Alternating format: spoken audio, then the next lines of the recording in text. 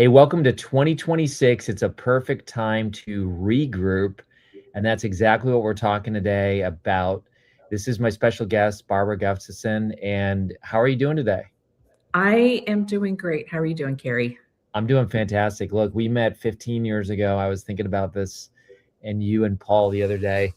And, take us back, 15 years ago, you were moving into leadership. And I look at you now and you're doing neuroscience and you've gotten a training. Kind of give us some of the backstory of how we got here. Yeah, so I can remember about the time that we met. That was a really huge step for me to Mm, get out, learn about coaching and training. As yes. a high introvert with a lot of anxiety and pent up energy, I took enormous steps. Like I really wanted to change some things in my lives. And looking back, what I didn't realize was my nervous system was way out of whack. I was Mm, what a lot of people are talking about being regulated. I was very dysregulated and mm. I was listening to a lot of, sound encouragement, take these big steps, jump and the parachute will appear. Yes, yes. I remember that. People, for me, it backfired. Okay. My anxiety grew and I did not even know I had childhood related trauma. And so there was all these hidden things. Wow. And I was really frustrated with myself. I was like, look at all these other people growing. Look at me. It's actually getting harder. It's back. Mm.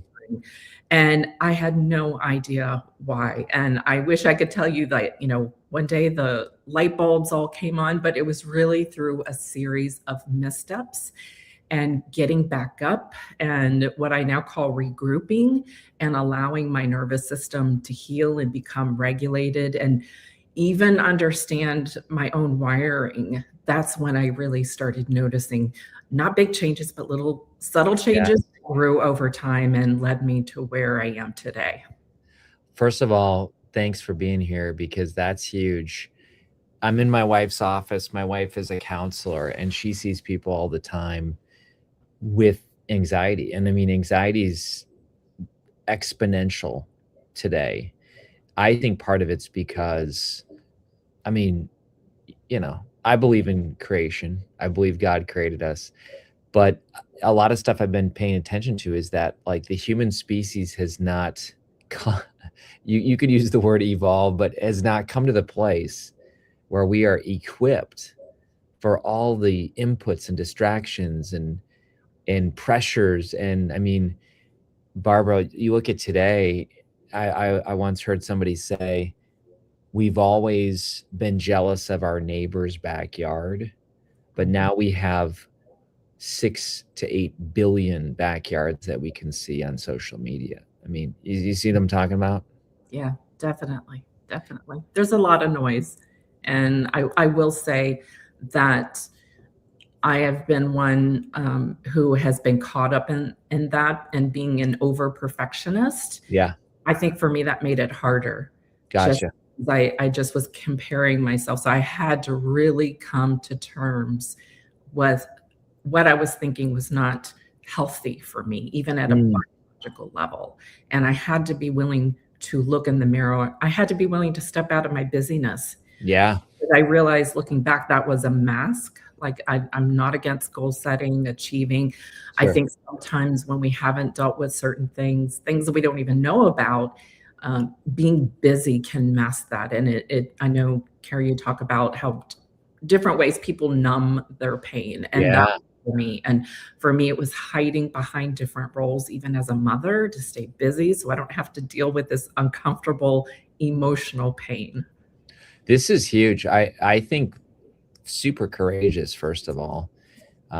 Folks, this book is going to set you free.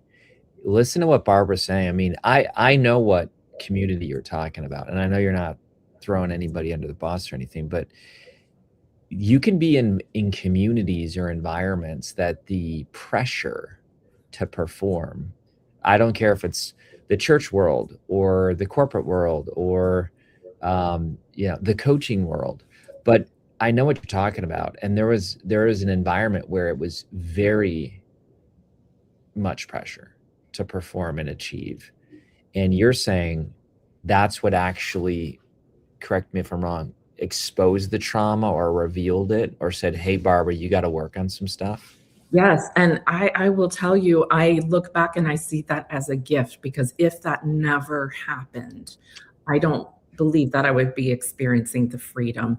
And I was able to really use the phrase "set my soul on fire," and Mm, about, how that flame often wanes. Like when we discover, what we're created for, what gives us meaning, there's this excitement and passion, but mm, responsibility to keep that fire going. And I don't remember the quote. My husband's really good at things like this. yeah.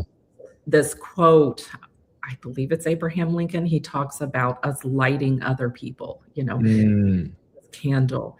And sometimes when we go out, we can take our candle to someone else and be lit. So I'm that's good. grateful for the people that have been on my path that have lit my candle. But in the end, I'm responsible for keeping that lit. And when it wanes, I can make it brighter. And the good news is sometimes we feel that our spark has gone completely out. And Mm. I've felt that many times. The good news is, even if you feel like your spark has gone out, there's still something hidden in there that can be revived again. That is awesome. So you're in this environment, jump and build your wings on the way down, and all that was actually counterproductive. You see the trauma, you start working on it, you quote regroup, and that's where we are today. And I want to show people this incredible book. And as we go to this page here, first of all, love the cover. How to reset your mind to unlock hidden energy, enjoy productive peace. That's never heard that before. And feel like yourself again. And you have this incredible forward. The book just came out. You already have 24 reviews. Talk to us about the book. Like, is this a framework? Is this your journey? I love the productive piece. Feel like yourself. Kind of take us into the book. Yeah, so Regroup is a framework that I created mainly through life experience, but also through research that I've done on trauma-informed care, but also resilience. Mm. Hear a lot about trauma. What we don't hear a lot about is something called post-traumatic growth. And that Ooh. growth we can actually have while we have experienced trauma or we've had something in our past. So whenever we make an intention, and we hear that word a lot, be intentional, but there's actually science behind that. There's different steps, but making an intention is a decision right off the cuff. I'm going to change this path. And when we create an intention, you can move to different strategies and different pathways. And so for me, I was curious. Obviously I loved what I did, but I didn't like how I was showing up. Sometimes my mind would just go completely blank in the middle of a Yeah, presentation. I sure. was dealing with panic attacks. And mind you, I looked fine on the outside. I was very, very good at hiding it. And that's what I've found is, and this book is really for people who can hold it together. They have Mm. abilities, they have a big calling, and internally they may not be unraveling, but they're noticing a quiet waning of their spark, their fire, but they're also feeling overwhelmed, and there's all these overs that I talk about in the book. So we have good intentions to do things. We have great intentions to, Mm. but where I was getting stuck, and this is part of the framework, it's in the E, and it talks about energy as our fuel versus time management. We have these overs in our life. I was Mm. overcommitted. I was over giving. I was all these overs. So just that little Interesting. over was enough to send me and my nervous Mm. system over the edge in this. I would say most of the time, if I were honest, I was in flight. I was in flight or freeze. Oh, yeah. too. And so really understanding where I'm overdoing it. That's And so good. what I found, a little trick I had to learn how to hack my own brain was Yeah. it wasn't this, switch I had to flip. I didn't Mm. have from here. I can just do a little less or a little bit more over here. And just that little bit, just a little stepping back to collect myself, to breathe, to get clarity was enough. And you I can like this. and it makes a huge difference. You literally start to retrain your brain, your nervous system to accept these little changes versus these big giant leaps. So good. Look at Michelle Chen. Love the setting of the soul on fire, taking care of our flame. She Mm. loves that. You have Tina from Scottsdale who says, I cannot wait to read this. She's jumping in from YouTube. This is great, Barbara. So I think I was really drawn to you in this book because I had to, in real time at the age of 22, 23, while preparing to be a pastor, I had my panic, trauma, self-injury, like boom. It's like God, I think, exposes us not because he's cruel, but as you mentioned, to set us free.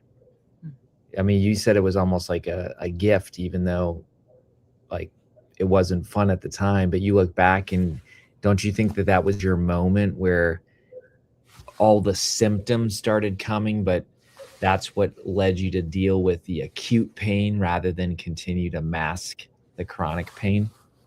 Absolutely.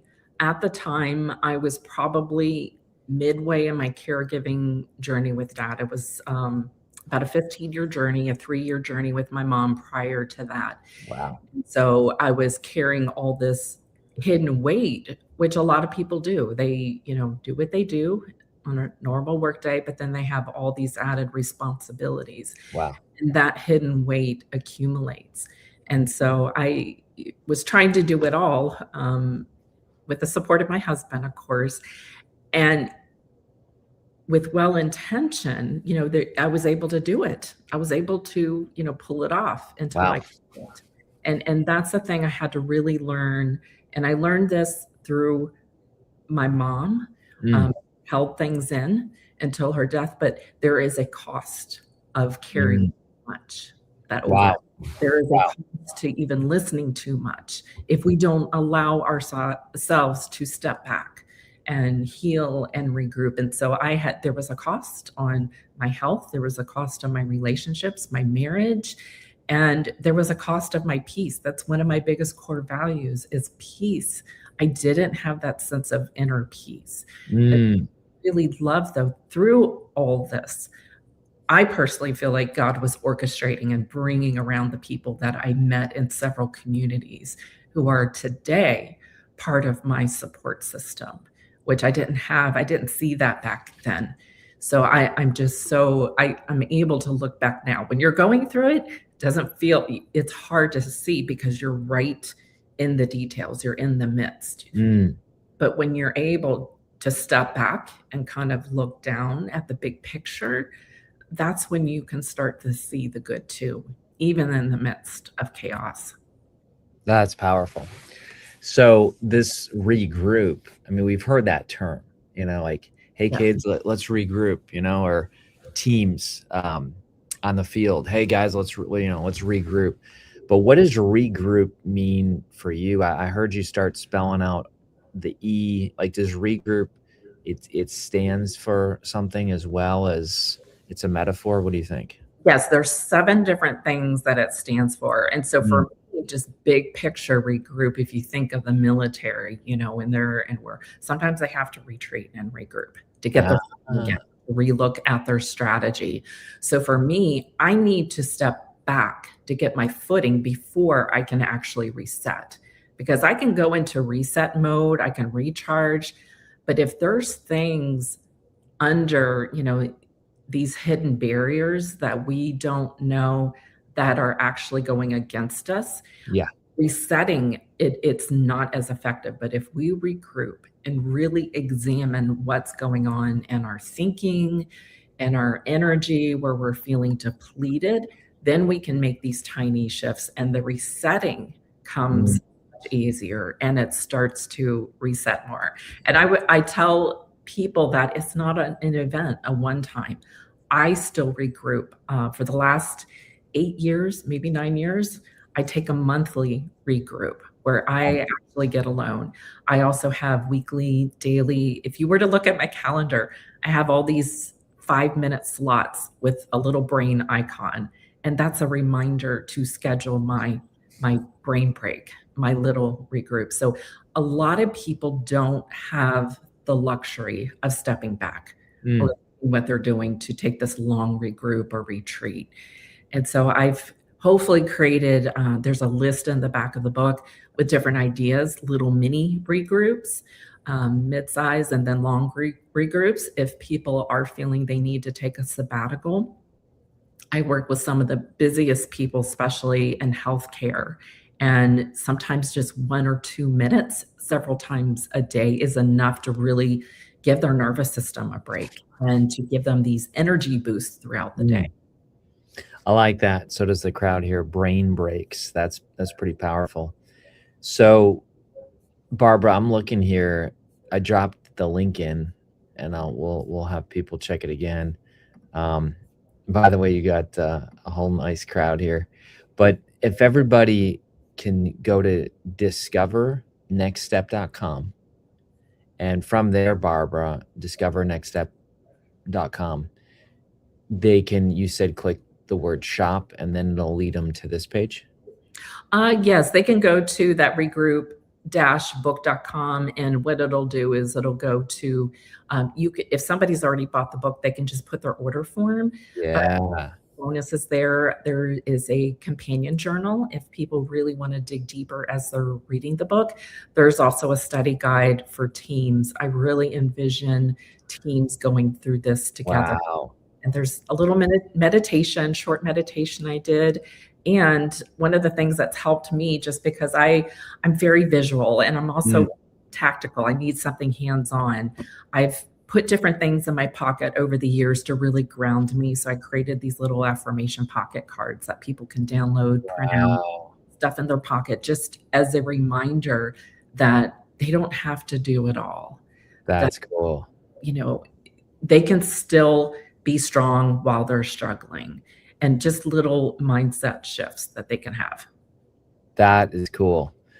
I love this. I mean, these are some serious bonuses, folks. So not only get the book, but the journal, the study guide, the meditation, and then the digital downloads. I mean, to me, that's like everyone's thinking new year. How do I approach this year to get different results? I mean, this is a very simple, affordable step so that you can essentially regroup before you start sprinting in 2026. What do you think, Barbara? Yes. So I've shifted. I don't do resolutions anymore, although I think they're amazing. For me, it's really, and I'm in the season of not what I can do more of, but what I can do less of. So that overing, I'm a classic over, I can get into that. So that's where my support team steps in, and they're like, okay, I see you over giving, over committing. So my goal this year is what I can do less of, how I can really start to diminish even one over. That's so good. So let's say you and I are chatting a year from now, and you're saying, Carrie, I'm blown away by the response. What do you think the response is that you're looking for? Like, what do you want to see in people? What do you want, whether it's outcomes or feedback, results? What do you think the goal is for you as the author?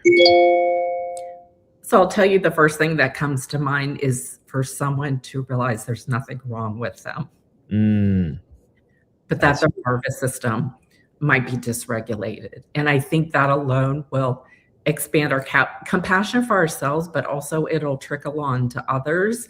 I think if I knew that one thing, that there's nothing wrong with me back then, I would have seen things quite a bit differently.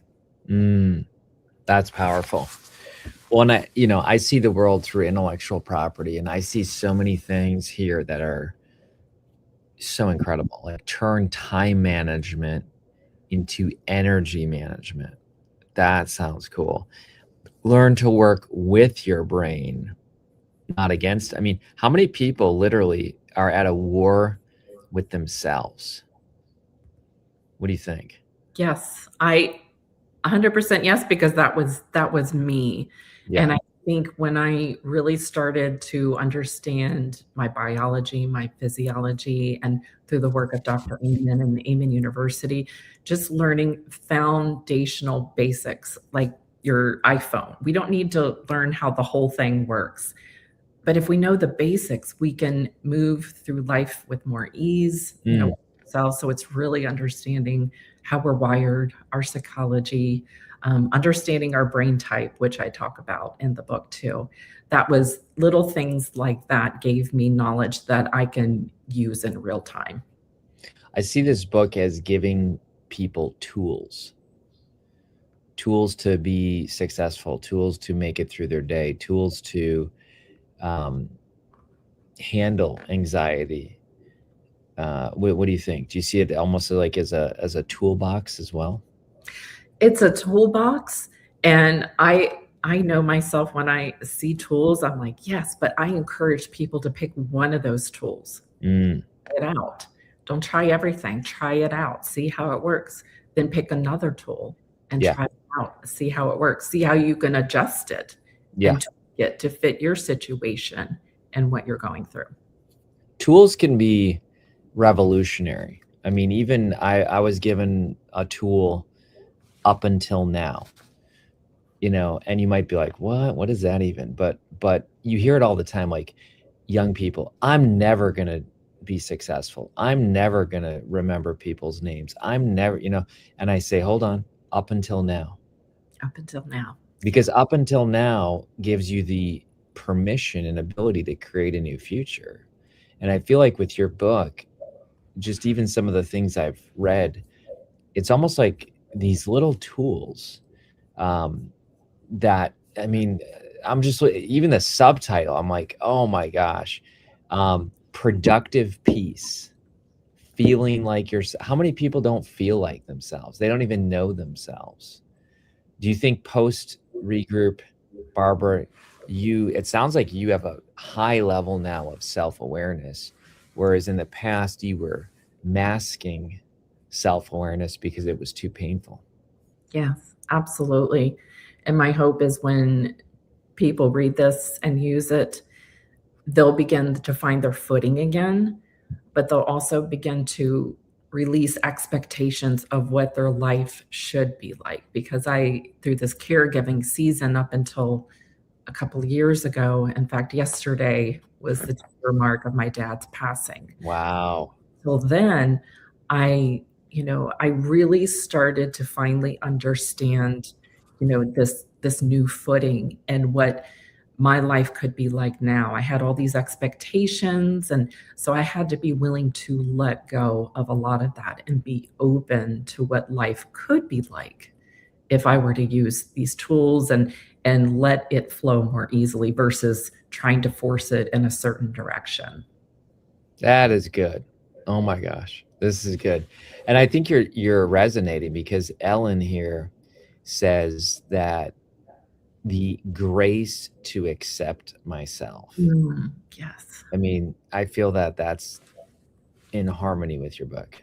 Absolutely. And that has been a work in progress. And now that I'm really learning to accept myself and just own it and not apologizing for being any way, but just embracing who you are and who you were made. That's where I feel like I'm really stepping into this, because this even though was my story, it's also a message for others, because there's so many people silently struggling and not able to put language into what they're feeling or know why. So my hope is that this book can provide them the language, what they're experiencing, but the hope that they need to create that new path for them. Ah, that's so good. I see right now that it's in ebook, hardcover, soft cover. I didn't even ask you this. I'm putting you on the spot. Are you thinking of audio as well? Actually, yes, it is in production, and I was told it would be available by early Yeah, February, my understanding. Yeah. perfect. Well, I know a lot of people like the physical book, and I would encourage everybody. It's one of these books where getting it in multiple versions is going to be really profitable and helpful. I feel like the books that I really love, I get multiple versions because I just can go very deep. And this seems like a very deep book. I love the cover. I love the benefits here. Turn time management into untapped energy management. Reconnect with what fuels you. I mean, the book just feels like a spa treatment or something. Um, Almost like a pilgrimage. But Barbara, this is fantastic. I'm so glad God connected us 15 years ago. You and Paul are amazing. Even one of our teammates, Julia, says I'm about halfway through the book. So it's an easy read. I want you to celebrate yourself. This is a big journey. I mean, I feel like, as a friend of yours, I can say this, but it feels like you've really come into the full essence of who God's made you to be through this book. Thank you, Carrie. And I just want to thank you and your amazing team for helping me get this message out. And I want to thank, like, I'm excited to see who's on the live. Like, I just want Yeah. with a cup of coffee, but I know so many of these amazing people. And for those who are willing to jump in without knowing me, thank you so much for being here. Yeah. Even our buddy Nathan, I mean, look at this. This is like a blast from the past. I love it. But folks, get the book. Tanisha's going to drop in links for the book. It's on Amazon. It's available worldwide. It already has 24 reviews. And Barbara, thanks for giving the world this gift today. Thank you, Carrie. Many blessings.